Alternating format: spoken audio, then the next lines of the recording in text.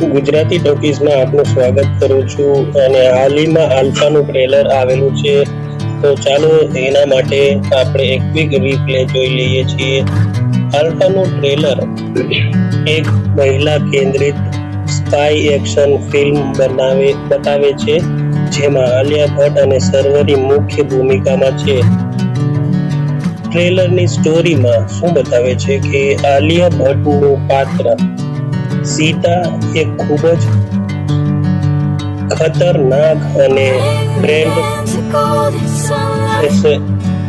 એસેસિન કે ગુપ્ત એજન્ટ તેને પણ કહી શકાય, તેને બાળપણથી જ લડવા અને મારવા માટે તૈયાર કરવામાં આવી છે. બોબી દેવલનું પાત્ર ફતેહસિંહ શરૂઆતમાં સીતાનો માર્ગદર્શક અથવા મેન્ટર લાગે છે, પરંતુ પછી બંને એકબીજાના દુશ્મન બની જાય છે. તે ફિલ્મમાં પણ જોવા મળશે. સર્વરીનું પાત્ર ટ્રેલરમાં રહસ્યમય રાખવામાં આવ્યું છે. તે સીતાની મિત્ર છે કે દુશ્મન તે સ્પષ્ટ રીતે નથી દર્શાવવામાં આવતું, પરંતુ અંતે બંને સાથે મળીને મોટી લડાઈ લડતા દેખાય છે.